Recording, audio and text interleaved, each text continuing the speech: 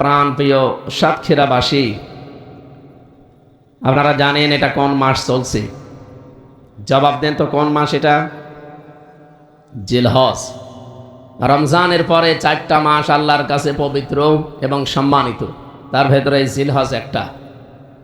আল্লাহ রাব্বুল আলামিন বলেন, যালিকা ওয়া মান ইউআযযিম শাআইরাল্লাহি ফাইন্নাহা মিন তাকওয়াল কুলুব। এটা একটা বিধান। এই যে মাসের নামগুলো বললাম, এই মাসগুলো আল্লাহর নিদর্শন।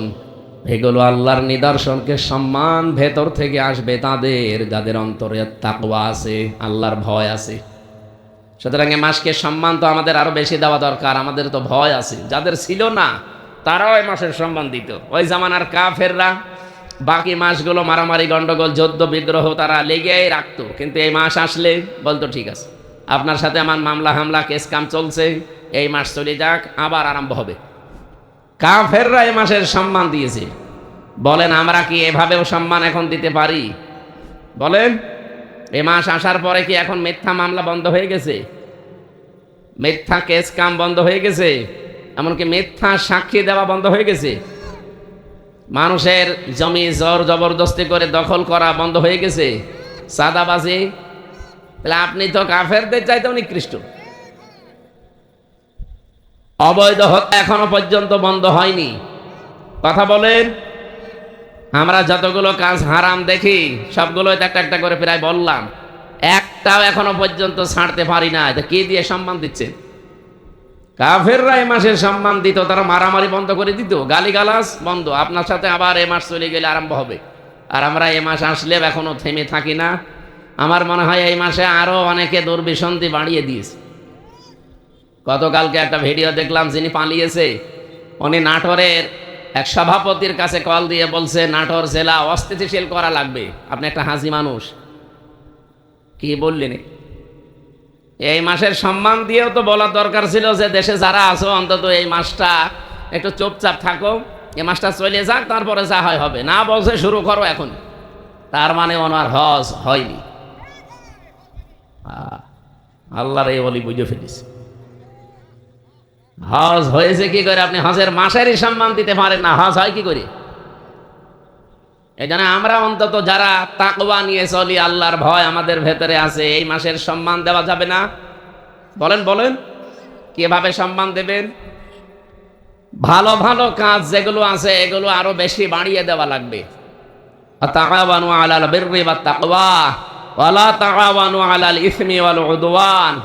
অন্যায় কাজ যেগুলো আছে এগুলোকে বন্ধ করা লাগবে, এই পথগুলো রুদ্ধ করে দেওয়া লাগবে। এটাই মাসের সম্মান। দরুদ আর সালাম পাঠ করছি আমাদের নবী মুহাম্মদুর রাসূলুল্লাহ সাল্লাল্লাহু আলাইহি ওয়াসাল্লামের প্রতি। বিশ্বনবী জানিয়েছেন, কোরআনে কারীম আল্লাহর কাছে এত বেশি দামি, পবিত্র। আমার কথা যেমন আমার কাছে দামি মনে হয়, মর্যাদাপূর্ণ মনে হয়, অনেক কিছু মনে হয় যে আমার কথা এটা, আল্লাহর কথা কোরআন এটা আল্লাহর কাছে ঠিক ওই রকমই মনে হয়। বিশ্বনবীকে আল্লাহ জানিয়েছেন পৃথিবীতে যত নফল ইবাদত আছে সবচাইতে উত্তম এবং আমি আল্লাহর কাছে পছন্দনীয় ইবাদত হচ্ছে কোরআনে কারীমের তেলাওয়াত। নবীজি হাদিসে বর্ণনা করেন, আফদালুল ইবাদাতি তিলাওয়াতুল কোরআন। জোরে বলেন সুবহানাল্লাহ। মসজিদে নববীতে একবার প্রবেশ করলেন তিনি, ডান দিকে তাকিয়ে দেখলেন কিছু মানুষ কোরআন শরীফ নিয়ে আলোচনা করছে আর কয়েকজন শুনতেছে। বাম দিয়ে তাকিয়ে দেখলেন কিছু মানুষ জিকির করছে। নবীজি বললেন, দুই দল ভালো কাজে আছে, নেকির কাজে আছে, তবে সবচাইতে উত্তম কাজে আছে তারা যারা আল্লাহর কোরআন নিয়ে ব্যস্ত আছে। আমাকে আল্লাহ এই মুহূর্তেই নির্দেশ দিয়েছেন আমি যেন কোরআনে কারীমের এই ময়দানে শ্রোতা হিসাবে বসে পড়ি। সাতক্ষীরাবাসীকে বললাম, আপনারা টের পেয়েছেন, বিশ্ব নবী যদি এখন বেঁচে থাকতেন, আরে সাতক্ষীরা আশাসনে বাহাদুরপুরে এই লাইন দিয়ে যদি তিনি হেঁটে যেতেন, কোরআনে কারীমের ইজ্জতে এই সম্মানে তিনি শ্রোতা হয়ে এই ময়দানে আমাদের মতো বসে পড়তেন। কত বড় দামি জায়গায় আপনি বসে আছেন, আপনি নিজেও এখনো টের পাননি। এই জায়গাটায় নবীজি বসতেন, এরকম একটা জায়গায় আল্লাহ আমাকে আপনাকে শ্রোতা হিসাবে বসিয়ে রেখেছেন। খুশি হয়ে বলেন আলহামদুলিল্লাহ। দরুদ আর সালাম পাঠের মাধ্যমে আজকের তেলাওয়াতকৃত আয়াত থেকে তাফসীর আকারে কিছু কথা বলতে চাই। সূরা হজ, কোন সূরা? এটা কোন মাস চলছে? হজের মাস, জিলহজ। এখানে আয়াত আছে প্রায় ৭৮টা। আমরা একটা মাত্র আয়াতের আর আরেক আয়াতের হাফ পড়েছি। যতটুকু পড়লাম এর ভেতরে আমরা তাফসীর করার চেষ্টা করব ইনশাআল্লাহ। বিশ্বনবী জানিয়েছেন, আল হাজ্জু ইয়াহদিমু মা কানা ক্বাবলা। কোন মানুষ যদি হজ করে, ওর পেছনের যত অপরাধ আছে আল্লাহ সব মাফ করে দেয়। কিন্তু হজের মতো হওয়া লাগবে। আজ হাজারো হাজি সাহেবকে মানুষ আর হাজি বলে ডাকে না, পাঁচই বলে ডাকে। কি কথা বলেন না কেন? কারণ হাজি হওয়ার জন্য যে কথাগুলো সে কাবায় গিয়ে বলে আসে, ওই কথাগুলো এখন প্র্যাকটিক্যাল লাইফে এসে আর ঠিক রাখতে পারে না। আমি 16 সালে গিয়েছিলাম। যখনই গোসল করার পরে এই কাফনের কাপড় মানে এহরামের কাপড় আমাকে পরিয়ে দিল, তার মানে ওই দিন থেকে আমি যেন বিশ্বাস করে নিয়েছি যে আমি মরে গেছি। মানুষ তো মারা যাওয়ার পর তাকে কাফনের কাপড় পরানো হয়, কবরে দেওয়া হয়, অথচ আমি নিজেই জীবিত থাকতে আমাকে নিজে নিজে গোসল করালাম, নিজেকে কাফনের কাপড় মানে এহরামের কাপড় নিজেই পরলাম। এটা বিশ্বাস নিয়ে পড়লাম যে আমি মরে গেছি, বাকি যেই জীবনটা আমার আছে এটা আমার বোনাস হায়াত। কথা বলেন না কেন? আমি তো মরেই গিয়েছিলাম। না মরলে মানুষ এরকম সাদা কাপড় পরে? আমি নিজে নিজেই মরে গেছি, নিজে নিজেই কাফনের কাপড় পরেছি, বাকি ছিল শুধু কবরে যাওয়ার। কবরে যাওয়ার আগে আমি আল্লাহর কাছে কয়েকটা কথা বলে আসলাম তার ঘরে গিয়ে। লাব্বাইক আল্লাহুম্মা লাব্বাইক লা শারিকা লাকা লাব্বাইক ইন্নাল হামদা ওয়ান নি'মাতা লাকা ওয়াল মুলক লা শারিকা লাকা লাব্বাইক। কথাগুলো এত গুরুত্বপূর্ণ এবং তাৎপর্যপূর্ণ, আমার এই ছোট মাথার ভেতরে এই কথার ব্যাখ্যা আমি এভাবে নিয়েছি, কোন মানুষ যদি এই 3টা কথা স্পেশাল ভাবে মেনে চলতে পারে, ওর জীবন আমার আল্লাহর খাতায়, হাজিরা খাতায় হাজি হিসাবে উঠে যাবে। আর হজের সওয়াব কি বললাম? পুরস্কার, আল হাজ্জু ইয়াহদিমু মা কানা ক্বাবলা। যারা হজ করে তাদের পেছনের যত আমল আছে আমার আল্লাহ সব কবুল করে নিয়ে তাকে তার পেছনের অপরাধ সব মাফ করে দেন। এই জন্য যে কথাগুলো বলা হয় হজে যাওয়ার পরে, এটা একটু খেয়াল করা দরকার। এবার প্রায় 16 লক্ষ হাজি আল্লাহর ঘর তাওয়াফ করছে অলরেডি। এখন আপনি 1-2 জন মনে করছেন, 16 লক্ষ। আপনার সাতক্ষীরা পুরা জেলা মিলে যত মানুষ আছে, এতগুলো মানুষ আজকে আল্লাহর ঘর কাবায় আছে। আমি হিসাব করে দেখেছি, বাস্তবতা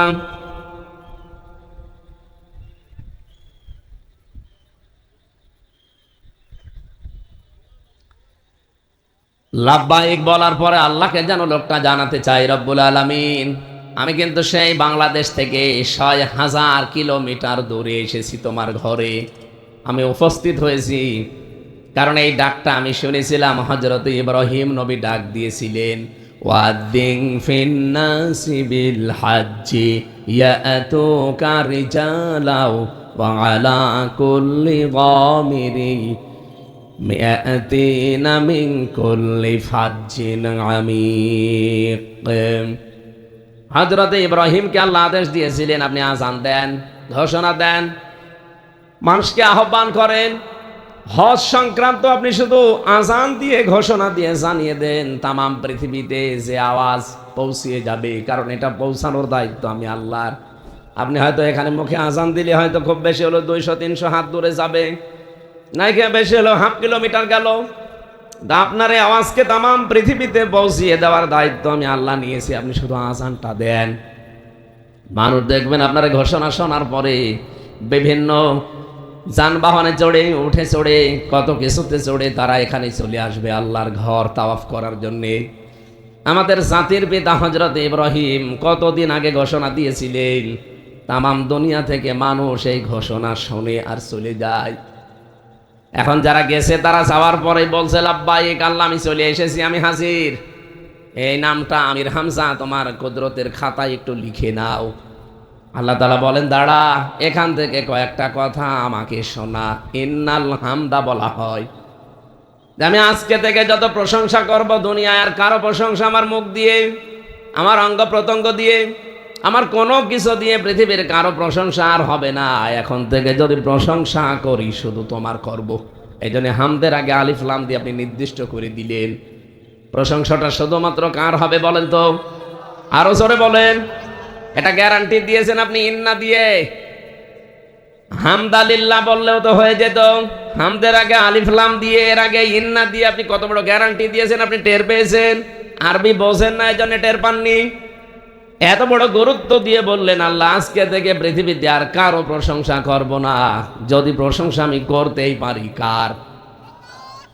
অন্নেমাতালাকা, যত নিয়ামত তুমি আমাকে দিয়েছো, এটা আমি কথা বলতে পারি, এটা তোমার নিয়ামত। আমাকে যে প্রভাব প্রতিপত্তি এলাকায় দিয়েছো, এটা তোমার নিয়ামত। আমাকে যে জ্ঞান দিয়েছো, এই জ্ঞান নিয়ামত কার? আমি যে ক্ষমতা পাবো, এই ক্ষমতা নিয়ামত কার? আমাকে যা দিয়েছো সব তোমার নিয়ামত, এমনকি আমার ছেলে মেয়েও তোমার দেওয়া নিয়ামত। আমার সবগুলো আমি আজকে থেকে তোমার জন্য শুধু ব্যয় করব, অন্য কারো জন্য না। ও বাংলার মুসলমানেরা কান খাড়া করে শোনেন, রেকর্ড হচ্ছে। তামাম দুনিয়ার হাসিদেরকে বলছি, দ্বিতীয় এই কথাটা আপনি আল্লাহর ঘর তাওয়াফ করার সময় দিয়ে এসেছিলেন। এটা যদি আজ বাংলাদেশে এসে রাখতে পারতেন, এই দেশে আমার মনে হয় আল্লাহর প্রশংসা বাদ দিয়ে অন্য কারো প্রশংসা হতো না। আর আমার যত নিয়ামত আছে সব আল্লাহ বাদে অন্যের জন্য ব্যয় হতো না। আপনি রাজনীতি করবেন, আল্লাহর জন্য করা লাগবে, কারণ এটাও নিয়ামত। আপনার যে এলাকায় প্রভাব প্রতিপত্তি আছে, এটা ব্যয় করা লাগবে আল্লাহর জন্য, এটা নিয়ামত। আপনি বলে এসেছেন কাবা শরীফে। 3 নম্বরে স্পেশাল ভাবে আর একটা কথা বলা হয়, আল মুলক। এটা মুলক মানে রাজত্ব, রাজনীতি। আল্লাহ আমি বাংলাদেশে গিয়ে যদি কোন রাজনীতি করে থাকি, রাজত্ব যদি আমি অর্জন করি, রাজ্য রাজনীতি যদি আমি চালাই, এটা শুধু তোমার জন্য করব। সাতক্ষীরাবাসী কে কোন দলে আছেন, মতে আছেন আমি জানি না, এটা এখন বাদ দেন। বলেন তো হাসিদের এই 3টা কথা। লক্ষ লক্ষ হাসি এখন সারা পৃথিবী থেকে 16 লাখের উপরে হাসি এখন বাংলাদেশ থেকে লাখের উপরে। বলেন তো এই মানুষগুলো এসে যদি এই কথাটা ঠিক রাখতে পারতো, এই দেশের আর কারো লাগতো না, শুধু হাসিরাই যথেষ্ট ইসলাম কায়েমের জন্য। যখন আপনারা চলে আসবে হাজিরা হজ শেষ করে, বিদায় তাওয়াফ করে যখন আপনি আসবেন, সর্বশেষ একটা কথা আল্লাহকে বলা লাগে। কি সেটা? লা শারিকা লাকা লাব্বাইক। হে আল্লাহ আমি চলে যাচ্ছি, আমার নামটা তুমি হাজিরা খাতায় লিখে রেখো, তার মানে জান্নাতের খাতায় লিখে দিও। আমি চলে গেলাম, আমি কিন্তু মুশরিক না। লা শারিকা লাকা, আমি তোমার সাথে কি জীবনে আর কাউকে শরীক করব না। তোমার শক্তির সাথে, তোমার আইনের সাথে, তোমার নিয়ামতের সাথে অন্য কাউকে আমি আর শরীক করব না। আমি এটা তোমাকে লিখে দিয়ে গেলাম। আমি বিদায় তাওয়াফ করে চলে যাচ্ছি আজ। এই যে আসবে আরাফাতের পরেই তো হজ শেষ হয়ে যাবে, মানুষজন আসতে থাকবে সারা বিশ্বের যেখানে যে যাবে, শুধু হাজিরাই যথেষ্ট সারা পৃথিবীতে আল্লাহর দিন কায়েমের জন্য, আর কারো লাগবে না।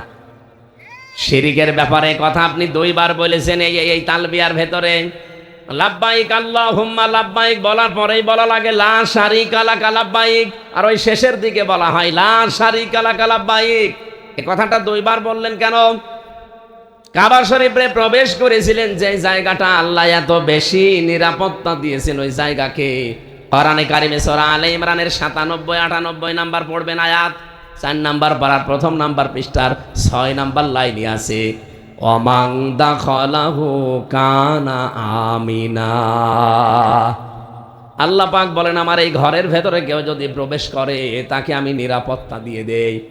এখানে হাসি আছে যারা একটু জিজ্ঞাসা করেন, কাবার এরিয়ার ভেতরে গেলে আপনি নিরাপত্তা, আপনি নিরাপদ। এমনকি আপনার বাবার হত্যাকারীকেও যদি আপনি দেখেন না, কিছুই বলতে পারবেন না। হ্যাঁ, কাবার বাইরে আমি দেখেছি, সেখানে মারামারি হয়, গন্ডগোল হয়, গালিগালাজ আছে, ছিনতাই আছে, সেখানেও মানুষকে কম বেশি করছে অনেক কিছু। কাবার এরিয়ার ভেতরে কোনো সমস্যা আমি পাইনি। একটাই মাত্র কারণে যে আমি না আল্লাহ দিলেন, এটা নিরাপত্তার জায়গা। কারণ কাবার এরিয়ার ভেতরে নিরাপত্তা পাওয়ার একটাই কাজ, সেখানে শিরিক নেই। কি কথা বলেন না কেন? সেখানে শিরিক নেই, এই জন্য জায়গাটা আমার আল্লাহ নিরাপত্তার চাদরে ঢেকে রেখেছেন। কাবার এরিয়া যতটুকু আপনি কোন রকমের ঝামেলা আমি তো অন্তত পাইনি।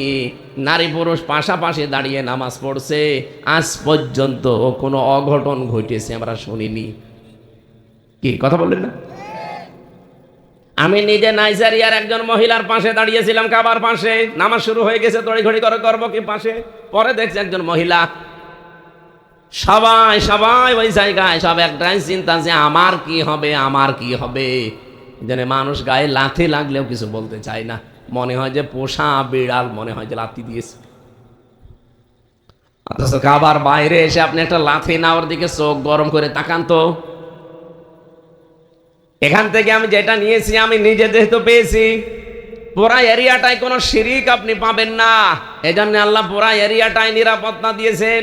বাংলাদেশ তো আর কাবা শরীফ না, কাবা শরীফ বলেন, এই 56,000 বর্গ মাইলের এই বাংলাদেশকে যখন নিরাপত্তা দিয়ে যদি এখন ঢেকে রাখতে চান, বাংলার মানুষ কি করেন আমি জানি না, এই মুহূর্তে সিদ্ধান্ত নেওয়া লাগবে যে জীবনে আমরা কোনোদিন আর শিরিক করব না।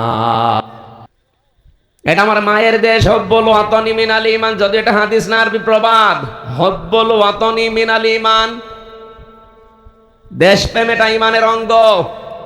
বিশ্বনবী যেদিন নিজের এলাকা ছেড়ে চলে যাচ্ছিলেন, কাবা শরীফের দিকে তিনি বারবার তাকিয়ে বলেছিলেন, কাবা, বহু ইচ্ছা আকাঙ্ক্ষা ছিল তোর খেদমত করব, কিন্তু তোর নিষ্ঠুর সন্তান আমারে থাকতে দিল না। আমি তোকে ভালোবাসি, আমি আশা করছি আবার আমি ফিরে আসব। মহান আল্লাহ ওই দিন তাকে আয়াত নাজিল করে শুনিয়েছিলেন, ইন্নাল্লাযী ফারাদা আলাইকাল কুরআনা লারাদ্দুকা ইলা মাআদ। অবশ্যই কোরআনের আইন মানা ফরজ। লারাদ্দুকা ইলা মাআদ, লামে তাকিদ। হে নবী, আপনি আজ চোখের পানি ফেলতে ফেলতে ভারাক্রান্ত মন নিয়ে আপনি চলে যাচ্ছেন, যান, আপনাকে আমি গ্যারান্টি দিলাম অতি শীঘ্রই আপনাকে এই জায়গায় আবার আমি ফিরিয়ে নিয়ে আসব। আল্লাহ আসেন নাই? এই কথা বলেন না কেন? কয় বছর পরে? মাত্র 10 বছরের ব্যবধানে নবীর আকাঙ্ক্ষা আল্লাহ পূরণ করে আবার সেখানে নিয়ে এসে রাষ্ট্রপ্রধান বানিয়েছেন। আর আমরা অলরেডি 54 বছর পার করে ফেলেছি। আশায় থাকতে থাকতে 54 বছর পার করে ফেলেছি। আমাদেরকে নিজের বাড়িতে থাকতে দেননি, নিজের এলাকায় থাকতে দেননি, নিজের ডিস্ট্রিক্ট আমার কুষ্টিয়াতে আমি কতদিন যেতে পারিনি। আমি যাওয়ার আগে পুলিশ বাড়িতে বসে থাকে। আমার গ্রামের বাড়ি কুষ্টিয়ার সদর থানা, পাঠিকাবাড়ি ইউনিয়নে। আমি এমনিতেই বছরে হয় 2-3 বার করে বাড়িতে যেতাম, থাকতাম ঢাকাতে, বাইরের দেশে। বাড়ি আসার আগেই দেখি 2 গাড়ি পুলিশ। কি গো, জানেন কি করে আপনারা? আমি নিজে জানি না যে আমি বাড়ি আসবো, আর আপনারা জেনে ফেলেন। হুজুর, আপনার পেছনে কিরামান কাতিবিন আছে, সব সময় ওরা লোক ফিট করে রেখেছিল। আমি কোথায় যাই, কোখানে কি করি, মোবাইলে কি কথা বলি, সব ওরা রেকর্ড করেছি। এই যে 3 বছর জেলে ছিলাম, রিমান্ডে আমারে 10 দিন সব শুনিয়েছে। কোথায় কার সাথে কি কথা বলেছি সব দেখাচ্ছে। আমার সব চাইতে আশ্চর্য লেগেছিল ওদের এই রেকর্ড করা দেখে। আমার গলা নাই, আমি চিনতে পারলাম আমি এই সাতক্ষীরার একজন মুহাদ্দিস ছিল, কলারওয়ায় বাড়ি, মুহাদ্দিস আমিরুল ইসলাম বেলালি, নাম শোনেননি? আল্লাহরে বান্দার সাথে আমি একদিন কথা বলেছিলাম। উনি আমাদের মুফাসসির পরিষদ, আলেমদের একটা সংগঠন, এর বাংলাদেশের উনি সভাপতি ছিলেন ওই সময়, সে 18 সাল 19 সালে। একেবারে 11 সাল থেকে শুরু করে 20 সাল পর্যন্ত পুরা 10 বছর আমি কোথায় কি করেছি প্রত্যেকটা রেকর্ড করে করে কম্পিউটার থেকে নামিয়েছি। কি কিরামান কাতিবিন লাগিয়েছিল টের পেয়েছে। এতটা কঠিন অবস্থায় একটা একটা করে শোনাতে শোনাতে যখন মাওলানা দেলাওয়ার হোসাইন সাইদি রহমতুল্লাহ আলাই তার একটা রেকর্ড নিয়ে এসে আমারে শোনাচ্ছে, তার সম্মান বাড়ানোর জন্য না, গোয়েন্দা বিভাগের যারা নিয়ে এসেছিল, আমার মনে হয় ওটা ডিবির লোক হবে, কারণ কারো তো আর এখানে নাম লেখা নেই।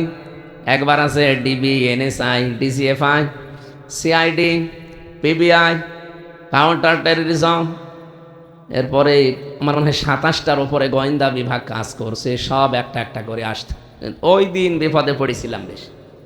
সাইদি সাহেবের সাথে একজন যুবতী মেয়ের কণ্ঠ মিলিয়ে এমন এমন নেকেট কথা, খারাপ কথা লাগিয়েছি, আমার এই শোনাচ্ছে ওই কাঁচের ঘরের ভেতরে মাটির নিচে, আর বলছে দেখ তোদের হুজুর কত নিচে নেমেছে।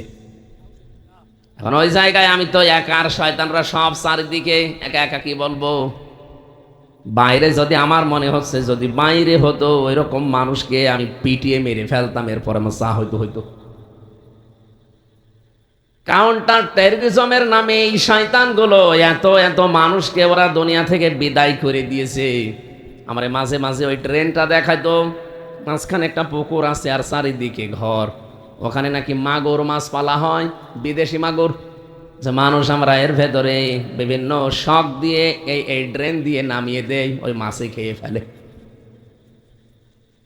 কঠিন অবস্থার ভেতরে সবচাইতে বেশি বাংলাদেশের ইসলামপন্থীদেরকে দেশে বিদেশে মোড়লদের সামনে জঙ্গি জঙ্গি এই নাটক যারা সাজিয়েছে, 1 নম্বরে মনিরুল গোপালগঞ্জের, 2 নম্বরে আসাদুজ্জামান, এটা গোপালগঞ্জের, মাল সবই গোপালগঞ্জের। আমার মনে হয় বাংলার 16-18 কোটি মানুষ এই 2 জনকে মাফ করা জীবনও ঠিক হবে না। এরা বহু সন্তানের, বহু মানুষের জীবন বিনা কারণে নষ্ট করেছে। ইসলামী ছাত্রী সংস্থার 2 বোনকে তারা এখনো পর্যন্ত এই জঙ্গির মামলা নাটক সাজিয়ে এখনো জেলে রেখে দিয়েছে। আমরা চাই এই 2 বোনকে অতি তাড়াতাড়ি দ্রুত মুক্তি দেওয়া হোক। কথা বলে না কেন? আমি নিজেরটা তো নিজে দেখেছি যে কেমন মিথ্যা সাজায় ওরা। 800 পৃষ্ঠা লিখেছে, এর ভেতরে সামরাইজ করে প্রায় 400 পৃষ্ঠা বানিয়েছে আমার নামে, প্রত্যেকটা অক্ষর মিথ্যা। অথচ ম্যাজিস্ট্রেটের সামনে, জজের সামনে দাঁড়িয়ে দাঁড়িয়ে যতগুলো কথা ওরা বলছিল, ওই পিপি সরকারি যেটা, ওই আব্দুল্লাহ আবু, ওই শয়তানটা আমি খুঁজতেছি, ওরে পেলে আমি সত্যি মুসলমানি দিয়ে দেব। নাম দেখেছেন আব্দুল্লাহ আবু, ওরা জোতা পিটা করা দরকারি শয়তান। এত মিথ্যা কথা মানুষ বলতে পারে? জজের সামনে আমার দাঁড় করিয়েও ও মনে হয় আধা ঘন্টা একাধারে যতগুলো কথা বললো, যদি 20,000 কথা বলে থাকে আধা ঘন্টায়, তো 20,000 কথায় মিথ্যা। একটা কথা ওর জীবনে সত্যি পেলাম না। আমি নিজেরটা তো, অন্যেরটা তো বাদ দিলাম, জানি না, আমি নিজেরটা তো জানি। বলছে উনি ছিল আনসারুল্লাহ বাংলা টিমের প্রধান, অথচ সাতাজে কি আমি আজ পর্যন্ত জানি না। আনসারুল্লাহ বাংলা টিম কারে বলে, কি করে, তাদের কর্ম কি, কিচ্ছু জানি না। যদি দিত যে উনি জামাত ইসলামের সাপোর্টার, তাও তো মিলত।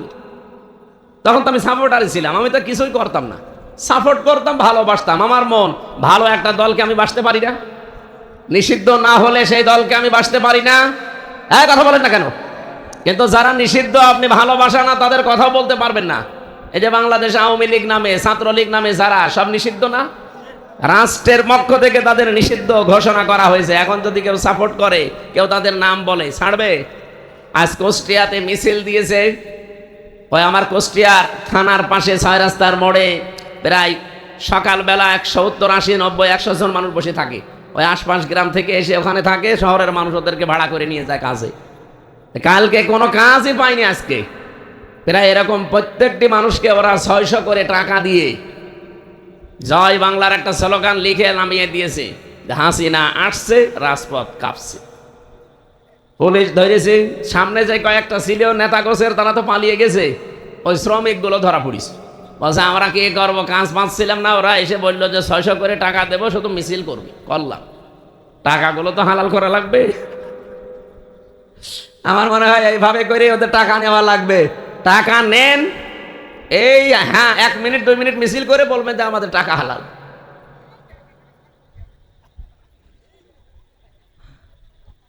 নিষিদ্ধ ঘোষিত কোন দলের সাপোর্টার, তাকে আমি ভালোবাসি, আমি তার নাম করি, এরকম তো করি নাই। আমি সাপোর্ট করতাম বাংলাদেশ জামাত ইসলামীকে, তাদের কাজকর্ম দেখি। আর আপনি আমারে ট্যাগ দিলেন যে আমি আনসারুল্লাহ বাংলা টিমের প্রধান। শয়তানও বিশ্বাস করে না। ম্যাজিস্ট্রেট এবং জজ পর্যন্ত হেসে ফেলেছে এই কথা যখন ওই লোকটা বলছিল। না একটা কথা হইল, এই হুজুরের ওয়াজ আমি শুনি না, সারা দেশ চলে, আমি নিজেও তার ওয়াজ শুনে রাত্রে ঘুমাতে যাই। আর আপনি কি বলেন? আচ্ছা না স্যার, তখন তো ওদের ভরা যৌবন। যেই ম্যাজিস্ট্রেট ওরা 10 দিন রিমান্ড চেয়েছিল, দিতে চায়নি, তারপরের দিন ওই ম্যাজিস্ট্রেটকে বদলি করে দিয়েছে। আইন আদালত বিচার কিছু ছিল নাকি? কি মনে হচ্ছে আপনার? কিচ্ছু ছিল না, সব ওদের বানানো পুতুল। পুতুলের মতো কাজ করতে পারলে তারে চেয়ারে বসিয়ে রাখতো, আর যদি বলতো না আমি অন্যায় কাজে নেই, ওরে বদলি না, ওর জীবনই শেষ করে দিত। ওই জামানায় একজন বিচারপতি বলেছিল না যে দেশটা আপনারা জাহান্নাম বানিয়ে ফেলেছেন? এমনি এমনি বলেছে একজন বিচারপতি কথা। মানে বিবেকের বিরুদ্ধে কাজ করা লাগতো প্রত্যেকটা। এটিএম আজহারুল ইসলামকে আজকে খালাস দিয়েছে এমনি না। আপনি দেখেছেন তার যতগুলো মামলার সাক্ষী, কেউ 6 কিলোমিটার দূর থেকে নাকি দেখিস, কেউ 3 কিলোমিটার। আপনি বলতে পারেন যে 6 কিলোমিটার দূরে কি হচ্ছে এখান থেকে দেখা যায়? চোখে কি মানে সেই ইসরাফিলের মতো কিছু লাগানো ছিল? কি বানোয়াট জিনিস দিয়ে তারা এই মানুষগুলোকে দুনিয়া থেকে বিদায় করে দিল। আল্লাহ এমনি ছাড়বে? সাতক্ষীরাবাসী, আমি আহ্বান জানাচ্ছি, দেশে যারা দায়িত্বে আছেন, এই 15 বছরের ভেতরে যাদেরকে মিথ্যা মামলা দিয়ে, মিথ্যা সাক্ষী দিয়ে, জঙ্গির নাটক বলে বলে বহু মানুষের জীবন আপনারা জাহান্নাম বানিয়ে দিয়েছেন। এখনো পর্যন্ত কত মানুষ মিথ্যা জঙ্গির নাটক নিয়ে শুধু হক কথাগুলো নবীর পক্ষে, আল্লাহর পক্ষে বলার কারণে আজ হাজারো মানুষ এখনো জেলখানায়। আমি বহু মানুষের সাথে পরিচিত হয়েছিলাম ভেতরে, যে আল্লাহর নবীর বিপক্ষে অবস্থান নিয়েছে যারা, তাদেরকে শাতেমে রসুল বলে বলেছিল নবীকে কেউ গালি দিলে, কষ্ট দিলে তাকে এই দেশ থেকে বিদায় করা লাগবে, অথবা তাকে ফাঁসির আদেশ দেওয়া লাগবে, এই কথা লিখেছিল ফারাবি নামে, শফিউর রহমান ফারাবি নামে একজন ভাই। সে এখনো পর্যন্ত জেল খাটতেছে। এরকম বহু মানুষকে শুধু মিথ্যা মামলা দিয়ে, মিথ্যা সাক্ষী দিয়ে, আমার বিরুদ্ধে 4 জন সাক্ষী ওরা টাকা দিয়ে জোগাড় করেছিল। আগস্টের 5 তারিখের পরে পরিবর্তন না আসলে আমার মনে হয় এখনো পর্যন্ত শ্বশুর বাড়ি থাকা লাগতো। যে 4 জন সাক্ষী দিতে গেছে তাদেরকে আমি জীবনে দেখিনি, তাদের চিনি না। বাড়ি কোথায়? বলছে কুষ্টিয়ায়, চড়হাসে, দোকানদার সব। আমি বললাম ভাই আপনারা আমাদেরকে চেনেন? বলছে না। আপনি কি? একজন বলল আমার নাম কুমার নাদা কি যেন, তার মানে হিন্দু মানুষ। ওই মিষ্টির দোকানে মিষ্টির দোকান দিয়েছে, ওরে বলেছে তোরে এত টাকা দেবো শুধু যে আমির হামজার বিরুদ্ধে এই কথাগুলো বলবি। ও ঠিক যে ও কিছুই তো জানে না, আমার বাবার নাম জানে, ওর মুখস্থ করতে দিয়েছিল, ছাতা গেছে ভুলি। যাবার পরে বলছে আপনি কার বিরুদ্ধে? বলছে আমির হামজা। আমির হামজার বাবার নাম কি? আমার তো মনে নেই। মনে নেই মানে কিসের সাক্ষী আপনি? ওই সময় তো কিছু বলতে পারলাম না, কারণ আমার পেছনে হাত বাঁধা, এতিমের মতো দাঁড়িয়ে আছে। আমার পক্ষে তো কেউ নেই, শুধু একটা উকিল ছাড়া, আর সব তো ওদের। মামলার আয়ু থেকে শুরু করে একেবারে ওই জজ পর্যন্ত সব ওদের। ওখান থেকে চলে আসলাম, এই যে যখন খারিজ হয়ে গেল মামলাটা আগস্টের 5 তারিখের পরে, ওখানে গিয়েছিলাম। যে ওই দোকানে দেখি লোকটা বসে আছেন, বললাম ভাই আপনি যে আমার নাম বললেন, জীবনের আগে আপনার সাথে আমার দেখা হয়েছে কোনোদিন? না হুজুর। না হুজুর আপনি কিভাবে কি করলেন? তা আমার রাতের বেলায় এসে টাকা দিয়েছে। কয় টাকা হয় ব্যবসা করে, এই যে টাকা দিলাম, শুধু হুজুরের নাম যে বলবি। আমি কি করব? আমি তো আপনার ধর্মের মানুষ না, আমি একটা হিন্দু মানুষ, আমি তার হালাল হারাম ওসব বুঝি না। টাকা দিয়েছে বাবা শাহজালাল, সব হালাল। এই ছিল দেশের বিচার। আর এখনো পর্যন্ত অনেকে সাফাই গায় যে ন্যায় বিচার চলছিল দেশে। আপনার সাথে তো কিছু হয়নি, আপনি টের পাননি। আপনার বাবারে যদি ব্যারিস্টার আরমানের মতো 8 বছর গুম করে রাখতো আয়না ঘরে, আপনি টের পেতেন যে কি হয়েছে। কি কথা বলেন না কেন? আমার ভাইরা, আমি যে আয়াত থেকে কথা বলার জন্য বসেছি খুব ভালো করে শুনবেন, যেহেতু গুরুত্বপূর্ণ একটা বিধান। হাসিদেরকে আমরা আহ্বান জানাতে চাই, যে কথাগুলো আপনারা আল্লাহর ঘরে এখন বলতেছেন, ওই কথাগুলো যেন বাংলাদেশে এসে ঠিক রাখতে পারেন। আর কারো লাগবে না, দেশে আমরাই যথেষ্ট। সূরা হজের মাত্র একটা আয়াত থেকে আমরা এখন তাফসীর করার জন্য বসছি। আল্লাহ ইমানদারকে ডাক দিয়েছেন। এখানে যারা ইমানদার নেই, যারা বেঈমান আছেন, চলে যান। আপনার জন্য আজকের আয়াত না, আপনার জন্য আলাদা আয়াত আছে। যান ভাই যান, তাড়াতাড়ি চলে যান। যারা বেঈমান আছেন চলে যান। যদি একটা চলে যাচ্ছে যাক, এই তাড়াতাড়ি যান। না, সব পায়খানার জন্য ঠিক আছে, কিন্তু ভালো লাগছে না এই কথা বলে যদি কেউ চলে যায় তার ইমানের সমস্যা আছে। আমি একটা কথা এখনো পর্যন্ত বানিয়ে বলি নাই, কারণ অবিচার এগুলো চলছিল, হালকা টাচ দিয়েছি। এই কথা বললেন না কেন? আরে সাতক্ষীরার মানুষ তো আরো বেশি সাক্ষী, এদের বহু মানুষের বাড়ি ঘর বুলডোজার দিয়ে জালেমরা ভেঙে দিয়েছে। বাংলাদেশে এটা ফিলিস্তিন বানিয়ে ফেলেছিল, তারপরেও যে আপনারা টিকে আছেন আলহামদুলিল্লাহ। সূরা হজের ৭৭ নম্বর আয়াত থেকে বলছি, আল্লাহ শুধু ঈমানদারকে ডাক দিয়েছেন। এই জন্য আমাদের এই কথাগুলো শোনা দরকার, যারা ঈমানদার বলি আমরা দাবি করি। ইয়া আইয়ুহাল্লাযীনা আমানু রুকউ ওয়াসজুদু ওয়া'বুদু রাব্বাকুম ওয়াফআলুল খায়রা লাআল্লাকুম তুফলিহুন। রব্বুল আলামিন বলেন, হে ঈমানদারেরা, তোমরা রুকু করো, সেজদা করো, তোমাদের রবের ইবাদত করো, আর ভালো ভালো কাজে আঞ্জাম দাও, আশা করা যায় তোমরা সফল হবে। এবার আসেন তো আয়াতের ভেতরে আমরা কয়েকটা কথা পেলাম। এক নম্বরে ঈমানদারের কাজ এই দুনিয়ায় হবে তারা যেন রুকু করে। কাকে? আরো জোরে বলেন। এদেশে বহু রুকু আছে, কেউ গাছ দেখলেও রুকু করে, আগুন দেখলে রুকু করে। হিন্দুরা তো দুর্গায় যে রুকু করে, আর মুসলমানরা দরগায় যে রুকু করে। এই জন্য দুর্গা দরগা, গাছ, আগুন, পানি সব বাদ। রুকু যদি মুসলমান করতে চায়, কার জন্যে? আরো জোরে বলেন। এই যে রুকুর শব্দটা, রকা ফাইন রাকুন, এই শব্দের শাব্দিক অর্থ হচ্ছে মাথা ঝোঁকানো। রুকু মানে শুধুমাত্র নামাজের এই রুকুই না, আল্লাহ পাক রুকু বলতে এখানে বুঝিয়েছেন আল্লাহর যত বিধান আছে এই বিধানগুলোর সামনে মানুষ যখন মাথা নত করে দেবে, আমি আল্লাহ ঈমানদারদের কাছ থেকে এইটাই চাই। এই জন্য মানুষ যখন তাওবা করতে চায় তাদেরকে আল্লাহ জানিয়েছেন, ওয়া আনিবু ইলা রাব্বিকুম ওয়া আসলিমু লাহু মিন ক্বাবলি আইয়াতিয়াকুমুল আযাবু সুম্মা লা তুনসারুন। বলেন আল্লাহু আকবার। সূরা জুমারের ভেতরে আছে 53 নম্বর আয়াত। রব্বুল আলামিন বলেন, কেউ যদি তাওবা করতে চায়, এক নম্বরে তাকে ফিরে আসা লাগবে তার রবের দিকে। ওয়াসলিমু লাহু, আত্মসমর্পণ করা লাগবে। এই দুইটা শর্ত যখন মানবে মানুষ, কখন মানবে এই দুইটা? মিন ক্বাবলি আয়াতিয়াকুমুল আযাব, ওই আযাব আসার পূর্বেই। সুম্মা লা তুনসারুন, যখন আর তাদেরকে সাহায্য করা হবে না। সাতক্ষীরাবাসী বলেন তো, আমাদের সাহায্য করা হবে না কোন দিন? মরণের সময়। মরণের সময় একমাত্র মানুষকে আর সাহায্য করা হবে না। এই জন্য মরণ যেহেতু কারো জানা নেই কখন আসবে, যে কোনো সময় চলে আসতে পারে। এই জন্য আমাদের তাওবা করা লাগবে, ফিরে আসা লাগবে, রুকু করা লাগবে। যেটাই বলেন, এ সবগুলো একটাই। এ সবগুলোর সময় এখন আল্লাহর বিধান পেলেই মাথা নত করে দেবেন। এটা কি 10 বছর পর না এখন? সবাইকে দিয়ে আল্লাহ এই কাজ করাবে না। এর যে রুকুর যে বিধানটা বলছি, আল্লাহর বিধান পেলে আপনি মাথা নত করে দেবেন, নিজের সে বলতে আর কিছু থাকবে না। এটা সবার জন্য না।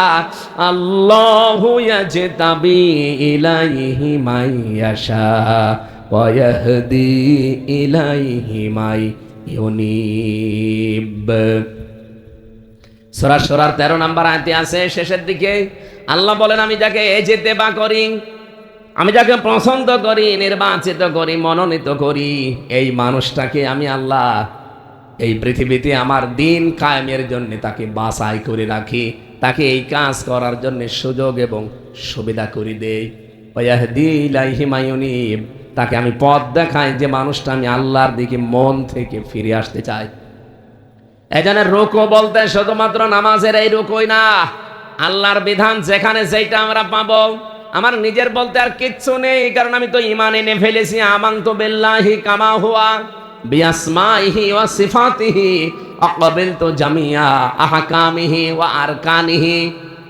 এই কথাগুলো যে মানুষটা স্বীকার করে, মনে বিশ্বাস করে, ওর নিজের বলতে যেহেতু আর কিছু নেই, ওকে আল্লাহ নির্বাচিত করবেন, মনোনীত করবেন, পছন্দ করবেন, সুযোগ সুবিধা করে দেবেন দিন কায়েমের জন্য তখন যখন দেখবেন এই লোকটা মন থেকে আল্লাহর দিকে ফিরে আসতে চায়। এই দেশে আজ হাজার হাজার মানুষ, 100 জনের মাত্র 15 জন মানুষ চাইতো আগস্টের 5 তারিখের আগে যে দেশে ইসলাম কায়েম হোক, মাত্র 15 জন। এখন 100 জনের 77 জন মানুষ চাচ্ছে দেশে ইসলাম কায়েম হোক। হয়তো কেউ বলতে পারছে মুখ দিয়ে, কেউ ভেতরের চাপারি গেছে, কিন্তু জরিপ এইটাই। আন্তর্জাতিক এই যে মাইক্রোসফট খ্রিস্টানরা বানিয়েছে রিপোর্ট, সারা পৃথিবীর 257টা দেশ নিয়ে তারা রিপোর্ট দিয়েছে যে বাংলাদেশে এখন 100 জনের অন্তত 77 জন মানুষ চাচ্ছে যে ইসলামে দেশে আসুক। কোথায় 15 জন ছিল সেখানে 77 জন চলে এসেছে। এই জন্য অনেক মানুষের দেখেন মাথা খারাপ হয়ে গেছে। এই কথা বলছেন, অনেকের মাথা আজ খারাপ এমনি না, কারণ এগুলো যদি আমরা মুসলমানেরা বানাতাম তারা বিশ্বাস করতো না, বানিয়েছে খ্রিস্টানরা। এই জন্য ওরা চিন্তা করছে না, এই জন্যে ধর্ণা দিচ্ছে অনেকে দাদা বাবুদের কাছে। কোন দাদা বাবু, কোন সাদা চামড়া, লাল চামড়া, কালো চামড়া আমাদের বাঁচাতে পারবে না। আমাদের যদি বাঁচাতেই পারে শুধুমাত্র আল্লাহ। এই জন্য কাবা শরীফ যেহেতু বাংলাদেশ না, কাবার এরিয়াটা শুধুমাত্র শিরিক মুক্ত থাকার কারণে ওটা নিরাপত্তার চাদরে ঢাকা। আমাদের এই 56,000 বর্গ মাইলও আমরা চাই আমরা শিরিক মুক্ত দেশ গঠন করব, তাহলে এই দেশটাও অন্তত নিরাপত্তার চাদরে ঢেকে দেবেন কে? বাংলাদেশ জামাত ইসলামের নিবন্ধন কেড়ে নিয়েছিল, তাদের প্রতীক বাতিল করেছিল, একটাই কারণ ছিল, তারা ওই শিরিকটা মানে নাই। শিরিক কি? ক্ষমতার উৎস আল্লাহ, আর ওরা বলতো না ক্ষমতার উৎস জনগণ। নিজেরা সংবিধান বানিয়ে নিয়ে এই শিরিকটা ঢুকিয়েছিল। বাংলাদেশ জামাত ইসলামী বলেছিল ওইরকম নিবন্ধনের দরকার নেই, যে নিবন্ধন থাকলে জাহান্নামী হওয়া যায় না, দরকার হয় নিবন্ধন না নিয়ে মরে যাব। কিন্তু আল্লাহর জয় আল্লাহ দিয়ে দিয়েছে এই 12 বছর পর। কথা বলেন না কেন? ওই বাংলাদেশে তো 73টা দল আছে, কেউ তো এই শিরিকের বিরুদ্ধে কথা বলে না। আপনারা যে বলেন যে আমাদের আকীদা ঠিক নেই, এই মিথ্যা কথা চাপিয়ে দেওয়ার জন্য আপনি কিয়ামতে আসামি হবেন। আকীদা ঠিক নেই আপনাকে কে বলেছে? বাংলাদেশ জামাত ইসলামীর আকীদাই বাংলাদেশে একমাত্র আকীদা, যে জমিন যার আইন চলবে তার। এর বাইরে যদি কারো আকীদা থাকে, এই আকীদা পোষণ করতো বলেই তো তারা এই নিবন্ধন বাতিল করে দিয়েছিল। তারা বলেছিল ক্ষমতার উৎস জনগণ নয়, ক্ষমতার উৎস কে? আন্নাল কুওয়াতা লিল্লাহি জামিয়া ইন্নাল্লাহা আলা কুল্লি শাইইন কাদির। আর আপনি আর রাজনীতি করার জায়গা পান না, শুধু এসে এখানে বাঁশ দেন না, নিজের পেছনে বাঁশ না দিয়ে অন্যের পেছনে বাঁশ দিতে যান। আমরা চাই এদের শিরিক মুক্ত করে আল্লাহর নিরাপত্তার চাদর দিয়ে কাবা শরীফের মতো এই 56,000 বর্গ মাইল আমরা পরিবেষ্টিত করে রাখতে চাই। এখন যত শত্রুতা হচ্ছে আমাদের পার্বত্য চট্টগ্রাম নিয়ে, ওটা যদি নিয়ে নিতে পারে আস্তে আস্তে ফেনী, এরপরে কুমিল্লা, এরপরে ঢাকা, চলে আসবে আপনাদের সাতক্ষীরা, সব হাতছাড়া হয়ে যাবে। কি হচ্ছে কিছু টের পাচ্ছেন না। এই শয়তানরা পালিয়ে গেছে, ঠিক আছে, ও পালিয়ে কি বসে আছে? ওদের মেধা তো সব ঠিক আছে, কারণ শয়তানি কাজ এখন আরম্ভ করিস। এ দেশে থাকতে একেবারে ওপেন করতো, এখন চলছে গোপনে গোপনে। এই যে মৎস্য মন্ত্রী ছিল একজন, এই আপনাদের এই 2 জেলা পরে বাড়ি মনে হয়, এরপরে বাগেরহাট জেলা না, এরপরে সাতক্ষীরার পরে খুলনা, বাগেরহাটের পরে পিরোজপুর। এই পিরোজপুরের একজন ছিল, ওর নাম সমর রেজাউল করিম। একই মন্ত্রী ছিল জানো, মৎস্য মন্ত্রী। কালকে একটা ভিডিও ছেড়েছে যে আমি 4 ঘন্টা কচুরি পানার নিচে পালিয়েছিলাম, এরপরে বর্ডার পার হয়েছি খুব গোপনে। আপনি 4 ঘন্টা কচুরি পানার নিচে পালিয়েছিলেন কেন? কি করেছেন যে আপনার পালানো লাগবে? 54 বছর হয়ে গেল, আমার তো এখন 33 বছর। কয় আমরা তো পালিয়ে যাইনি, বিনা কারণে 3 বছর ছেলেছিলাম, তারপরেও তো আমি পালাইনি। আমাকে বারবার বলেছিল যে আপনি চলে যান, মিজান আজহারের মতো আপনি চলে যান। আমি কেন যাব? আমি তো কোনো দোষ করিনি। আপনারা যদি নির্দোষ হয়ে থাকেন, মানুষের সম্পদ আত্মসাৎ না করে থাকে, আজকে দেখলাম টাকার একটা ব্যাগ ভর্তি, 10 লাখ টাকা হবে। এই টাকার ব্যাগ, ওর সাথে আবার কি পেঁচিয়ে টাকা তো নিয়ে যেতে পারছে না, বর্ডার দিয়ে পার হওয়ার সময় গোপনে ওই পানির ভেতরে ফেলে রেখেছে। আজকে প্রশাসন তুলে ওইটা খুলে দেখছে শুধু টাকা। হ্যাঁ, সব টাকা টাকা টাকা, ওদের ফ্রিজের ভেতরে টাকা, ওদের বালিশের ভেতরে টাকা। ওদের ব্যাগের ভেতরে টাকা নিয়ে যেতে তো পারছে না, বিভিন্ন জায়গায় রেখে দিয়েছে। এই জন্য আমার মনে হয় এই জালেমদের বাড়ি ঘর অফিস আদালত সব একটু তন্ন তন্ন করে অনুসন্ধান করা দরকার। এখনো টাকা পাওয়া যাবে, সব পালাতে পারিনি। কি করলেন যে আপনার পালিয়ে যাওয়া লাগবে কচুরি পানার নিচে 4 ঘন্টা পালিয়ে থেকে? কি কষ্ট করেছি আমি, আল্লাহ আমাকে বাঁচিয়ে দিয়েছে। ওরে শয়তান, তুই আল্লাহ বিশ্বাস করিস? তোর মুখে আল্লাহ মানায়? যতগুলো এমপি ছিল, মন্ত্রী ছিল, অফিসার ছিল, সবগুলো জানতো যে ডিবি অফিসের মাটির নিচে, র্যাব অফিসের মাটির নিচে বহু মানুষ এখানে 8 বছর 10 বছর পড়ে আছে। ওরা সব জানতো, এরপরও কিছু বলে না। এগুলো কি মানুষ? আপনার নিজের ছেলে যদি হয়তো এরকম জায়গায় 8 বছর 10 বছর আপনি ফেলে রাখতে পারতেন? এদিকে 3.5 হাত, এদিকে 2.5 হাত, একটা কবরের মতো জায়গায়, আয়না ঘর, 8 বছর 10 বছর 14 বছর একটা লোক পড়ে আছে, দুনিয়ায় কেউ জানে না। ওরা তো জানতো, যারা নিয়ে যায় ডিউটি করে, ওরা জানতো না? আমি মাঝে মাঝে, আমি তো 10 দিন ছিলাম মাত্র মাটির নিচে, মাঝে মাঝে যে আচরণ করতো, আছে গালি দিত আমার বাবা মা তুলে, আমার মনে হয়তো আল্লাহ, এই মানুষগুলো যে যারা ডিউটি করে, এই যে আসে 8 ঘন্টা পরে চলে যায়, আবার নতুন মানুষ আসে আবার চলে যায়, এরা বাড়ি যেয়ে এই তো আপনাদের সাথে তো মিশত, এসে আপনাদের সাথে কথাবার্তা বলতো না, দিনের বেলা এসে বউ ছেলে মেয়ে নিয়ে থাকতো না? তো ওরা সংসার করতো কি করি? ওকে মানুষ নাকি ওর বিবেকের উপরে কুকুরে বসা করে দিয়েছে। আর শয়তানরা এখন গা সাফায় গাছে আমরা কি করেছি যে আমাদের পালিয়ে যাওয়া লাগলো, কি করেছে এখনো টের পাচ্ছ না? কে কাওয়া কাকু একটা রেকর্ড ছেড়েছে, আবার আসবো দেশে, যারা আমাদের বিরুদ্ধে আছে আমি আবার দেখে নেবো। ওরে শয়তান, এখনো অনুশোচনা নেই। 2732 জন মানুষ হত্যা, এরা একটা মানুষ মেরে ফেললেই তো জীবন শেষ হয়ে যাওয়ার কথা, আর 2732 জন মানুষ হত্যাকারী এখনো অনুশোচনা আছে। কাওয়া কাকু কবর থেকে ঘুরে আসবে শয়তান। আর কথাবার্তারা ঝাঁজ কি, হুমকি দেয় এখনো পর্যন্ত সাংবাদিকদের। ও যে পালাইলো কি করে, আমি তো বলে পায়খানার ভেতরে নাকি 5 ঘন্টা খুব কষ্টে ছিল। ওরে ওই জায়গায় যদি তালা লাগিয়ে দিত না, বোরকা পরে পালিয়ে গেছে এই শয়তানটা। আমাদের রুকু, আমরা এখন রুকু করতে চাই, শুধুমাত্র মাথা ঝোঁকানোই রুকু না ভাই। আর আপনাকে দিয়ে আল্লাহ রুকু করাবেও না যদি আপনার মন তৈরি না হয়। ওয়াহদি ইলাইহি মাইয়ুনিব, যে লোকটা আল্লাহর দিকে আত্মসমর্পণ করে, ফিরতে চায়, মাথা নত করে, রুকু করে, এই মানুষটাকে দিয়ে আল্লাহ দিনের কাজে লাগায়, তাকে একামতে দিন কায়েমের কর্মী হিসাবে আল্লাহ তাকে কবুল করে। সবাইকে করবে না। সুতরাং যাদেরকে আল্লাহ করছে, অনেকে কিন্তু এখন আস্তে আস্তে ফিরে আসতেছে। আল্লাহ যেন আমাদের সবাইকে কবুল করেন, বলেন আমিন। অসজুদু 2 নম্বরের সেজদা করা লাগবে। সেজদা কি শুধুমাত্র কপালে মাটি লাগানোই সেজদা না। কোরআনে কারিমে সেজদা এই শব্দটা এত বেশিবার ব্যবহার হয়েছে। আমরা সেজদা সম্পর্কে যে ব্যাখ্যাগুলো পড়েছি, আল্লাহ রাব্বুল আলামিন এত দামি এই জিনিসটা আল্লাহর কাছে, নবীজিকে আল্লাহ বলতে বলেন, হে নবী আপনার উম্মতদেরকে বলেন, যদি একটা সেজদা কোনো বান্দা বান্দির আমি আল্লাহর কাছে কবুল হয়ে যায়, ওকে আমি আল্লাহ ঘোষণা দিলাম যে আমার বানানো বাগান জান্নাত দিয়ে দেব। বাংলার মানুষের আমি আহ্বান জানাচ্ছি, আমি নিজে সহ, আজকে থেকে যতদিন বেঁচে থাকবেন, একটা কথা একেবারে বদ্ধমূল হয়ে নিয়ে যান, জীবনে কোনোদিন ফরজ সেজদা আজকে থেকে ছেড়ে দেবেন না। কথা বলছে, এত দামি জিনিস এই সেজদাটা। আল্লাহ আমাদের চেহারার দিকে তাকালেই যে মনে হয় আল্লাহ আমাদের সেজদা দেওয়ার জন্যই বানিয়েছে। হাত দিয়ে, কপাল দিয়ে, নাক দিয়ে, হাঁটু দিয়ে, এভাবে দুনিয়ার কোন সৃষ্টি আর সেজদা দিতে পারে? কত মানুষ এখানেও আছে শুধু ঈদের নামাজে সেজদা দেয়, তাছাড়া ওর জীবনে আর কোনো সেজদা নেই। শুধু জমার নামাজে সেজদা দেয়, আর কোনো সেজদা নেই। বাংলার মানুষ, পৃথিবীতে যার জীবনে যত বেশি সেজদা থাকবে, আর ওই সেজদাটা যদি সেজদার মতো হয়, কিয়ামতের দিন সে আল্লাহর নিকটবর্তী তত বেশি থাকবে। কোরআনে কারীম জানিয়েছে, ওয়াসজুদ ওয়াকতারিব, হে নবী আমার বান্দা বান্দীদেরকে বলেন, ওরা যদি আমার নিকটে আসতে চায়, তারা যেন সেজদা দেয়। আপনি মন থেকে গভীর রজনীতে একটু লম্বা সেজদা দিয়ে দেখবেন, একটা আলাদা প্রশান্তি আল্লাহ আপনাকে দান করবে।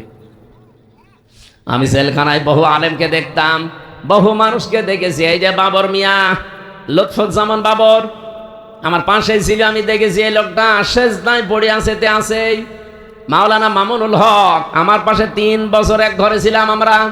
আমি বহুদিন দেখেছি রাত 2টা 2:30টায় তাহাজ্জুদ পড়তে উঠে উনি সেজদায় পড়ে আছে।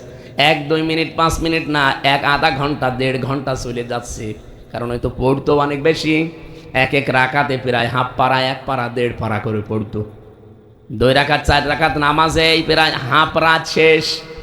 সেজদায় যদি মজা না পাবেন, আমি ডাক্তার শফিকুর রহমান হাফিজাহুল্লাহ আমিরে জামাতকে দেখেছি। 4 দিন ছিলাম আমি।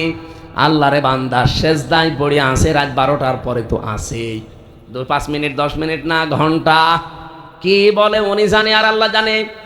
আমি কয়েকদিন একটু হালকা দিয়ে দেখেছিলাম যে সেজদা মানুষ তো এতক্ষণ পড়ে থাকে। দেখি হ্যাঁ, আধা ঘন্টা 45 মিনিটের সেজদায় আমার ভেতরে ভাবলাম মজা শান্তি দিয়ে দিয়েছে। আপনারা সেজদা ছাড়বেন না যদি আনন্দ শান্তি। এই পৃথিবীতে সবচাইতে মানুষ আনন্দের জায়গা মনে করে বাসর রাত, স্বামী স্ত্রীর ব্যবহার। যত রকমের শান্তি আছে সবচাইতে বেশি শান্তি পাওয়া যাবে আল্লাহকে সেজদা দিয়ে।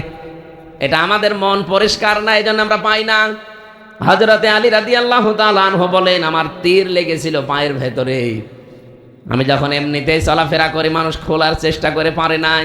নামাজে দাঁড়িয়েছি, সেজদায় গেছি, কখন যে তীর খুলে নিয়েছি আমি টেরও পাইনি। তে নামাজ তাদের 100 ভাগের 1 ভাগ মন নিয়েও যদি আমরা পড়তে পারতাম। আর নামাজের ভেতরে আপনি বাংলায় দোয়া করবেন, সাথে ফরজ নামাজ আর ওয়াজিব নামাজ বাদ দিয়ে বাকি যত সুন্নত নফল নামাজ আছে এই নামাজগুলোতে আপনি বাংলায় দোয়া করবেন সেজদায় যে আল্লাহ আমার এই জিনিসের অভাব, আমি এই আতঙ্কে আছি, আমি এই ঝামেলায় পড়েছি, আমার এই অসুখ ভালো হয় না। যত রকমের কথা আছে আরবিতে তো বলতে পারবেন না, বাংলায় বলবেন। কথা বোঝা যাচ্ছে? সবচাইতে গুরুত্বপূর্ণ সময় হচ্ছে সেজদা।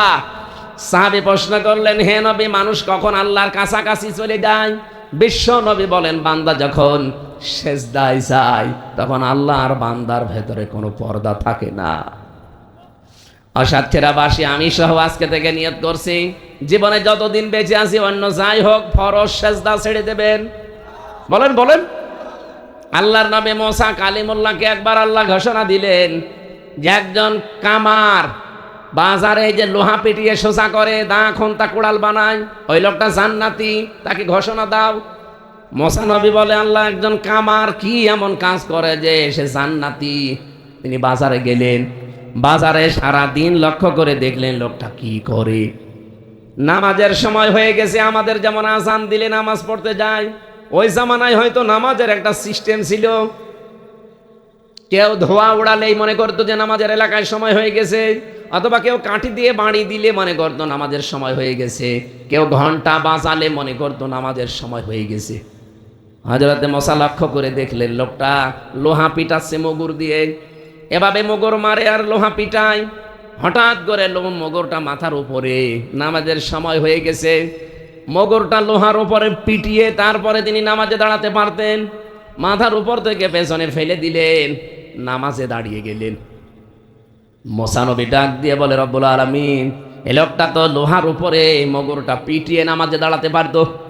নামাজের সময় হওয়ার সঙ্গে সঙ্গে তোমার বিধানটা যে লোকটা এত বেশি গুরুত্ব দিতে পারে যে পেছন দিয়ে ফেলে দিয়ে তোমাকে সেজদার জন্য দাঁড়িয়ে গেছে, আমার মনে হয় তুমি তাকে জান্নাতে না দিয়ে পারো না। জিন্দা অবস্থায় সেজদার কারণে তিনি জান্নাতের সুসংবাদ পেয়েছিলেন। তার তো নামাজ জীবনে ছিল মাত্র 1 ওয়াক্ত, সারাদিন 24 ঘন্টায় মাত্র 1 ওয়াক্ত নামাজ মুসা নবীর, আর আমরা পেয়েছি 5 ওয়াক্ত। 50 ওয়াক্ত পেয়েছিলাম, কমাতে কমাতে আল্লাহ 50-এর 5 ভাগ 5 অংশ দিয়েছেন, 0 কেটে দিয়েছেন। এই 5 ওয়াক্ত যদি আমরা সেজদাটা ঠিক মতো দিতে পারি, আল্লাহর কসম আমরা আল্লাহর নিকটবর্তী চলে যাব ইনশাআল্লাহ। এই জন্য সেজদা জীবনে ছাড়া যাবে না, আল্লাহর আদেশ। ওয়ারকাউ ওয়াসজুদু, তোমরা রুকু করো, সেজদা করো। ওয়াবুদু রাব্বাকুম, তোমাদের রবের ইবাদত করো। রবের ইবাদত আমি যত পেয়েছি পড়া কোরআন শরীফের ভেতরে প্রায় 500 ইবাদত পেয়েছি। এর ভেতরে অন্যতম একটা ইবাদত কুরবানি। নাম কি? এই কুরবানিটা আল্লাহর একটা রবের একটা বিধান। এই ইবাদতটা আমাদের জীবনে অনেকের আসতেছে। নবীজি বলেন, মান কানা লাহু সাআতুন ওয়া লাম ইউদহা, কোন মানুষের যদি সামর্থ্য থাকে কোরবানি করার, কিন্তু সে কোরবানি দেয় না, আমার নবীর আদেশ হচ্ছে সে যেন ঈদগায় না আসে। এখানে যারা বহু মানুষ আছেন মনে করেন না কোরবানি দিলে তো অনেক ক্ষতি হয়ে যাচ্ছে, কে বলেছে আপনাকে? এই পৃথিবীতে নেকি কামাই করার একটা জায়গা, একটা মৌসুম এটা এসেছে। সারা বছরও যদি আপনি পশু জবাই করেন পশমে পশমে নেকি পাবেন, কোনো হাদিস নেই। কিন্তু এই 3 দিনে 10, 11, 12 জিলহজ, এই 3 দিনে যদি কেউ কোরবানির পশু জবাই করে প্রতিটি পশমে পশমে একটা একটা করে নেকি আল্লাহ দান করবেন। কোরবানি আর যাকাতের মাসলা হচ্ছে, যাকাত ফরজ হয় 1 বছর মালটা আপনার কাছে থাকা লাগবে। বাংলাদেশে এখন 75,000 টাকার উপরে। আর কোরবানির নিয়ম হচ্ছে একটা ছাগল কেনার টাকা যদি ওই 3 দিনের ভেতরে আপনার কাছে থাকে, খুব বেশি হলো 15,000, তাহলে এই 3 দিনে মাস্ট বি আপনাকে কোরবানি দেওয়া লাগবে। কোরবানির মাংস ভাগ করা নিয়ে এলাকায় ঝামেলা আছে কিনা আমি জানি না। ফাকুলু মিনহা ওয়া আতিউল বাইসাল ফাকির, এটা সূরা হজের 28 নম্বর আয়াতে আছে। ফাকুলু মিনহা ওয়া আতিউল কানিআ ওয়াল মু'তার, এই 2টা আয়াত কোরআনে মাংস ভাগের ব্যাপারে আছে। আল্লাহ বলেন তোমরা কোরবানির মাংস নিজে খাও, আর যারা অভাবী কিন্তু চাইতে পারে না এরকম আত্মীয় স্বজনকে দাও। আর 3 নম্বরে যারা একেবারে অসহায় গরিব মানুষ ফকির তাদেরকে দাও। এখান থেকে মাসলা বের হয়, এই যে যারা এলাকায় হয়তো 50 জন কোরবানি দিয়েছে, সবার গোশত এক জায়গায় করে বিকালবেলা 500 মানুষের ভেতরে ভাগ করে দেয়, এই এলাকায় আছে? না না, এইটা ইসলাম না।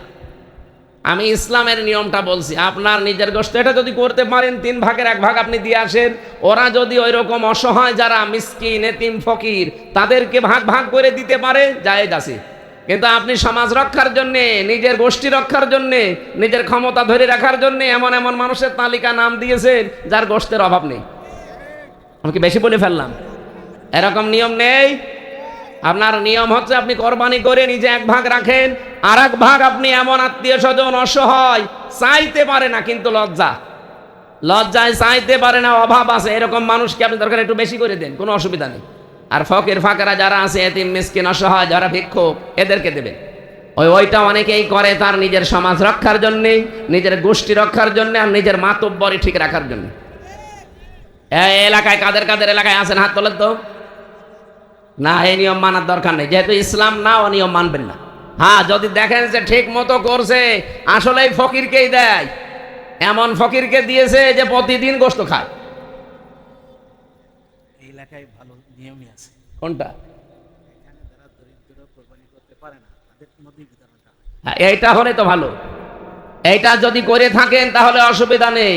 উনি যেটা বলছে যে না, গরিব মানুষ দেখে দেখে নাম লিস্ট করে তাদেরকে দেওয়া হয়, তো মানুষ আপনারা মিথ্যা কথা বলেন কেন?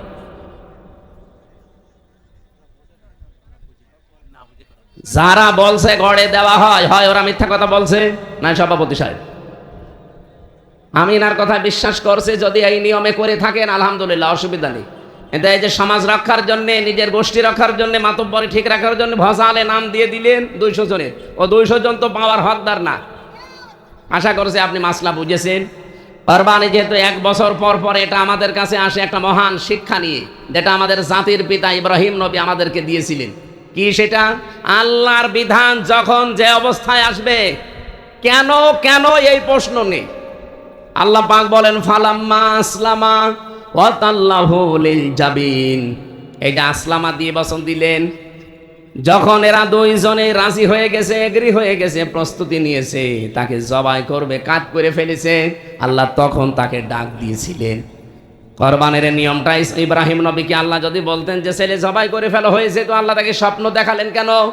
তাফসিরে ফি জিলালিল কোরআনে মুফাসসির লিখেছেন আল্লাহ তাকে স্বপ্ন দেখিয়েছিলেন এই কারণে, সন্তান জবাই করা লাগবে, এটা আল্লাহর উদ্দেশ্য না। আল্লাহর উদ্দেশ্য ছিল এরা আমাকে মানে কিনা।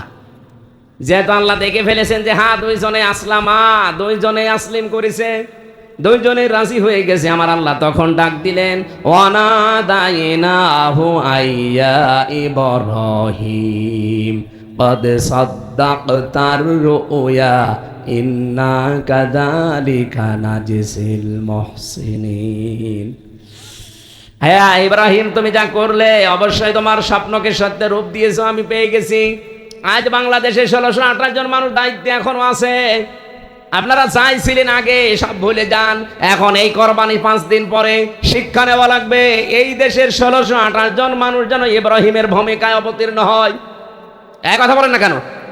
আর 18 কোটি জনগণ আমরা ইসমাইলের ভূমিকায় আসতে চাই। সামনে যখন যেটা আল্লাহর বিধান চলে আসবে, দায়িত্বশীলরা ইব্রাহিমের ভূমিকা পালন করবে। আমরা যারা জনগণ আছি আমরা এবার ইসমাইলের ভূমিকায় যেতে চাই।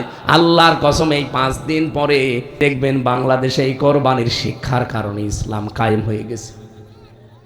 আর এইটাই কোরবানির শিক্ষা।